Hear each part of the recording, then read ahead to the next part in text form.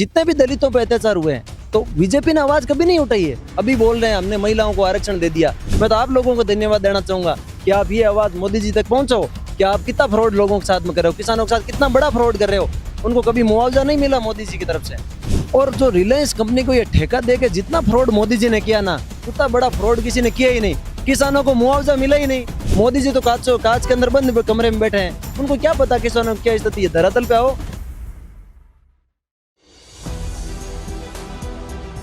4 PM news network में आप सभी का स्वागत है। मैं हूं क्षितिज कांत। इस समय राजस्थान के नागौर विधानसभा में हूं और नागौर विधानसभा की पब्लिक साफ बता रही कि इस बार कांटे की टक्कर होने वाली है। यहां पे आपको बता दूं, भारतीय जनता पार्टी से लगातार भारतीय जनता पार्टी की यहां पर सीट रही है। एक तरीके से भारतीय जनता पार्टी का गढ़ माना जाता रहा है।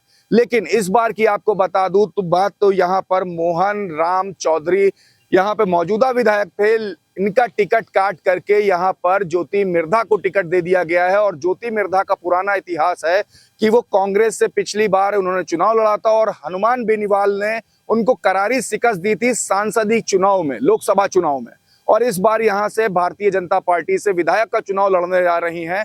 और लोगों के बीच में एक बड़ा माहौल है कि कांग्रेस में थी, भारतीय जनता पार्टी में जाने की वजह से जो इनके समर्थक थे वो इस बार वो वोट बैंक टूटा है। हमारे साथ तमाम लोग हैं, हम बात करेंगे यहाँ पर माहौल किसका चल रहा है, भारतीय जनता पार्टी का या कांग्रेस का या एक तीसरी पार्टी है यहाँ पर राष्ट्रीय लोकतांत्रिक पार्टी हनुमान बेनीवाल की। तो माहौल किसका है, क्या किसको पब्लिक सपोर्ट कर रही है और क्यों कर रही है, सभी एक एक करके बात करेंगे। आपका भाई नाम?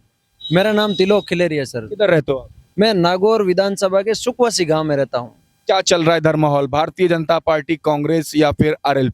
देखिए सर, भारतीय जनता पार्टी की बात करें तो उनका कोई जनाधार यहाँ रहा नहीं है। क्योंकि यहाँ पे भारतीय जनता पार्टी का हर एक कार्यकर्ता ये जो इधर से फांद के उधर की ओर आई है।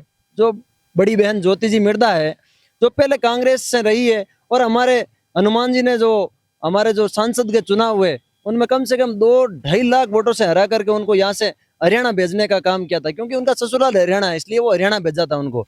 तो ये वापस इस बार नया गेम खेल के और यहाँ पे आई है बीजेपी के अंदर। बीजेपी निजी स्वार्थों के कारण मोदी जी ने डरा धमका के बीजेपी ज्वाइन करवा दी है। तो इस बार जो भाजपा का जो हर एक कार्यकर्ता है वो विधानसभा के चुनाव में मायूस है। और वो ये हर एक कार्यकर्ता यही कह रहा है कि इस बार जो हमारी ये जो सीट जो लगातार आपने अभी बात की थी परंपरागत सीट जो ये बीजेपी की रही है, तो इस बार जो बीजेपी की सीट ये खाते के अंदर आने वाली नहीं है। और कांग्रेस का तो वैसे ही मामला ही खराब है क्योंकि कांग्रेस तो वो डूबती नाव है, तो उसमें कोई सवार ही नहीं होना चाह रहा है।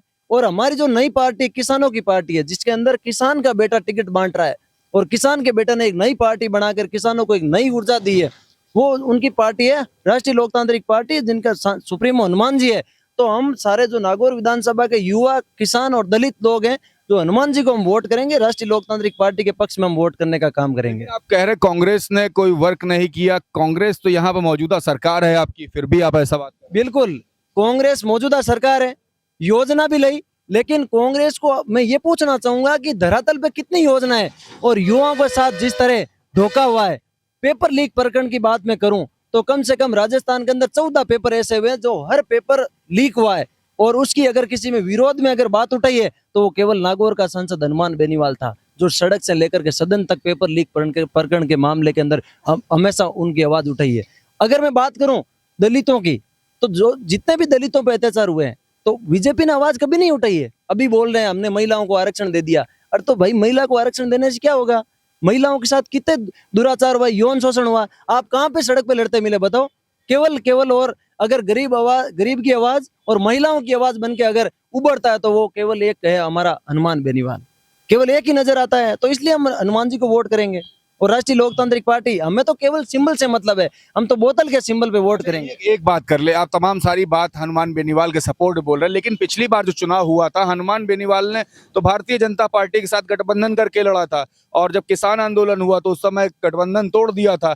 तो इस बार भी अगर सरकार बनाने की बात आएगी तो किसी न किसी का तो हाथ थामेंगे ना। तो आप लोग तो नाराज हो कांग्रेस से भी, भाजपा से। देखिए सर, मेरा ये मानना है, मेरा सुप्रीमो का ये मानना है पार्टी के कि हम केवल अकेले 135 विधानसभा की सीट राजस्थान के अंदर जीत रहे हैं। तो हम किसी का दामन नहीं था। जो चुनाव लड़ रहा होता वो तो हमेशा जीत रहा होता, चाहे कांग्रेस की बात करें, चाहे भाजपा की बात करें, चाहे RLP की। पिछली बार गठबंधन में थे NDA के साथ, भाजपा के साथ। इस बार अगर ऐसा अगर माहौल हुआ तब क्या करोगे? देखिए, वो हमारे जो पार्टी के सुप्रीमो हनुमान जी, वो जो फैसला करेंगे वो हमारे पक्ष में ही करेंगे, तो हमें उन पे पूरा भरोसा है। हमने तो उन पे छोड़ दिया है। हमें केवल राजस्थान का सीएम, हमें जो हमारा दूल्हा है वो हनुमान बेनीवाल चाहिए। हम बाकी किसी के बाराती नहीं बनने वाले हैं। देखिए, हनुमान बेनीवाल को क्लियर कट यहाँ पे सपोर्ट कर रहा है। आपका भाई नाम क्या है? सदैव कुशवाहा, भारतीय किसान यूनियन जिलाध्यक्ष नागौर। भारतीय किसान यूनियन से है। हाँ, किसान इस बार किस तरफ जा रहा है, कांग्रेस, भाजपा या आरएलपी? आरएलपी की तरफ जा रहे हैं किसान। क्यों जा रहे हैं किसान आरएलपी क्यों? क्योंकि सरकार तो भारतीय कांग्रेस ही बात करती है हम भी किसान के समर्थक में रहे, भारतीय जनता पार्टी बात करती है कि हम भी किसान के हैं, तो आरएलपी क्यों? आरएलपी जब किसान आंदोलन हुआ था सबसे आगे हनुमान बेनीवाल बॉर्डर पे बैठा था शाहजहाँपुर में। युवाओं की, किसानों की कोई हक की बात होती है तो हनुमान बेनीवाल करता है, तो हम हनुमान बेनीवाल से जुड़े हुए और आम आदमी और किसान हनुमान बेनीवाल की तरफ है पूरे राजस्थान के। जो मोदी जी तमाम सारी योजनाएं लाए, आप लोग किसान सम्मान निधि और गन्ना मूल्य, जो सारी बातें होती है, तो इससे कोई फर्क नहीं पड़ने वाला? कोई फर्क नहीं पड़ने वाला, ओनली फॉर हनुमान बेनीवाल चाहिए हमें तो राजस्थान में। सिर्फ हनुमान बेनीवाल। हनुमान बेनीवाल, क्या क्या चीजें और पसंद आई आपको? उनकी हर चीज पसंद है। ये पूछो कि उनकी कौन सी चीज आपको ना पसंद है, सभी पसंद है हमें तो, सब पसंद। सब पसंद है। तो इस बार यहाँ पर नागौर से हनुमान बेनीवाल। नागौर से क्या पूरे राजस्थान में हनुमान बेनीवाल होगा और मुख्यमंत्री की खुशी पे एक किसान का बेटा हनुमान बेनीवाल बैठेगा इस बार। आपका नाम भाई क्या है? मेरा नाम हरिराम जाकड़ है सर। क्या चल रहा है? इधर ही रहते हो आप? हाँ, इधर ही नागौर सिटी में रहता हूँ सर। नागौर में क्या माहौल चल रहा नागौर में राष्ट्रीय लोकतांत्रिक पार्टी का बहुत ही अच्छा माहौल चल रहा है सर, और इस बार 100% हम हनुमान जी को जिता के भेजेंगे और हमारा हनुमान बेनीवाल है यही मुख्यमंत्री बनेगा। है? ज्योति मिर्धा का कोई सीन नहीं चल रहा है? सर ये तो पैराशूट की तरह ही है, यहाँ कुछ माहौल है नहीं इसका, कभी कांग्रेस कभी बीजेपी, इसका कुछ बटने वाला है नहीं, इधर कुछ नहीं होने वाला। कुछ नहीं होने वाला सर, ज्योति मिर्धा कुछ कर नहीं पाएंगी? कुछ नहीं कर पाएगी सर। ज्योति मिर्धा बात होती पिछली बार कांग्रेस से थी, इस बार भाजपा में आ चुकी है, तो कुछ ना कुछ तो मजबूती मोदी जी ने ज्योति मिर्धा में देखी होगी, उसके बाद इस तरीके की बातें हो रही हैं। आप किसको सपोर्ट कर रहे हनुमान बेनीवाल को, हो? क्यों कर रहे हो? क्योंकि वो किसानों के नेता हैं। आप किसान हो? हाँ बिल्कुल किसान हैं। अच्छा, तो ज्योति मिर्धा को टिकट यहाँ से क्लियर हो गया। अशोक गहलोत भी बात करते हैं कि तमाम सारी योजनाएं किसानों के लिए लाई है, आप लोगों को कुछ लाभ नहीं मिला। बिल्कुल कुछ नहीं मिला। हनुमान बेनीवाल से फिर क्या मिला? हनुमान बेनीवाल से सब कुछ, आधी रात को ही फोन कर दो, 4-5-6 साल का बच्चा भी फोन कर दो, वो फोन उठाता है, बात करता है उससे। कांग्रेस पसंद नहीं? बिल्कुल पसंद नहीं। आज मेरा दूसरी बार वोट पड़ेगा। 2018 में आरएलपी को ही दिया था और इस बार आरएलपी को ही देंगे। आरएलपी को? बिल्कुल। 18 में आपने किसको किया था? मैंने आरएलपी किया था सर। आरएलपी को। आपने किसको? आरएलपी को किया था। आरएलपी को ही किया था। आपने किसको किया था? मैंने आरएलपी को किया था। और एक अभी सर मैं आपको बताना चाहूंगा, आपने अभी पूछा कि मोदी जी ये योजना ले गए। मोदी जी में अगर बात करूं तो किसानों की, किसानों के जो फसलों के जो क्लेम मिलना चाहिए, और जो रिलायंस कंपनी को ये ठेका दे के जितना फ्रॉड मोदी जी ने किया ना, उतना बड़ा फ्रॉड किसी ने किया ही नहीं।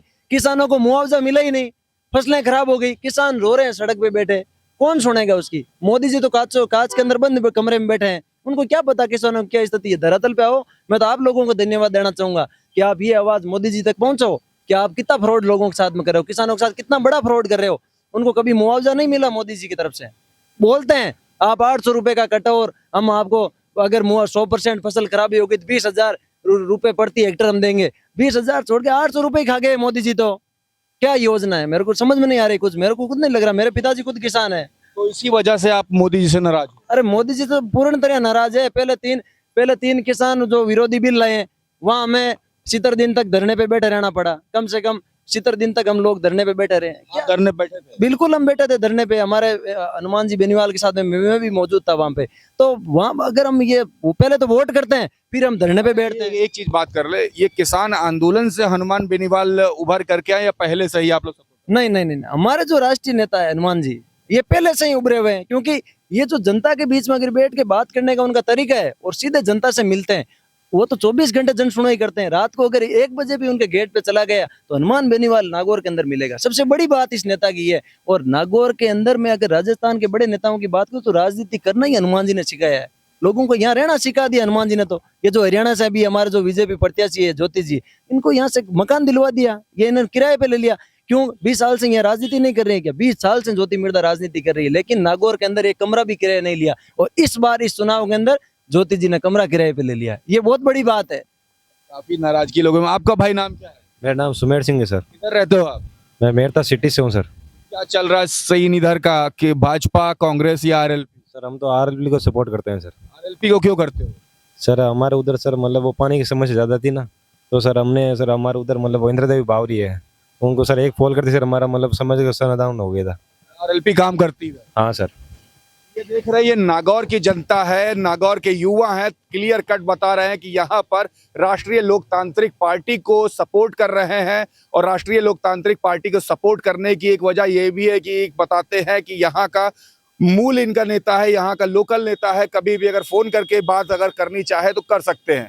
और दूसरी बात कर ले, जो कांग्रेस की जो प्रत्याशी, जो कांग्रेस से जो इनकी जो नेता रही है ज्योति मिर्धा बगावत करके भारतीय जनता पार्टी ज्वाइन करने की वजह भी है कि यहाँ पर लोग नाराज हैं।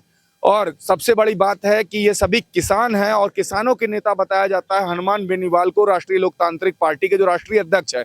किसान आंदोलन होता है और किसान आंदोलन के दौरान वो वहां पर प्रदर्शन में बैठता है और यहाँ पर लोग किसान आंदोलन में प्रदर्शन बैठे थे, इस कारण से भी लोग हनुमान बेनीवाल को सपोर्ट करते हैं। देखने वाली बात होगी कि नागौर में आगे आने वाले समय में क्या कुछ होगा।